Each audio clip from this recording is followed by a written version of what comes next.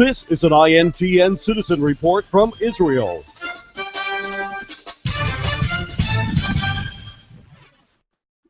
Hi, this is Jacob Wolf, and I'm editor of Embrace Israel on Facebook.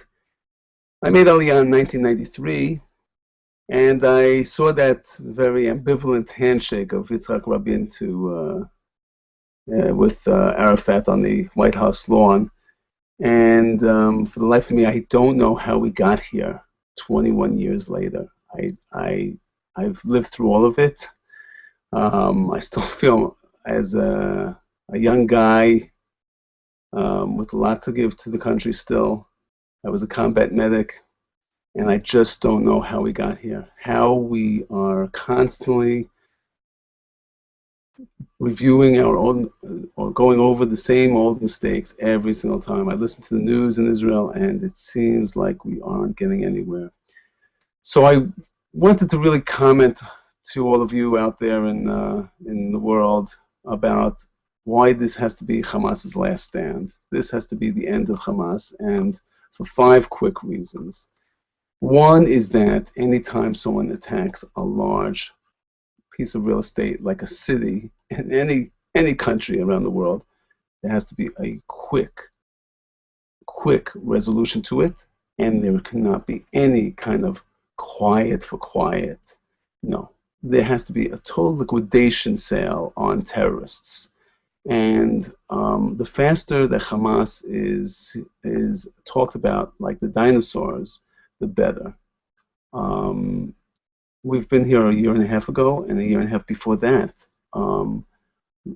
My second reason is, what's to say that they're not going to get even better at targeting us, or at sending 60 missiles at one time, where the Kippat Barzel, the Iron Dome, won't be able to withstand all those missiles at one time. Or, even worse, if there were a issue of chemical warheads or something of that nature, we would be looking at 20,000 people dead. Now, I'm not saying that I'm happy about sending our troops in. I'm the last one to want to see any of these kids die. But the fact of the matter is, we have to look at what's going to happen in the future and have a real strategy here. And one of them is getting rid of Hamas.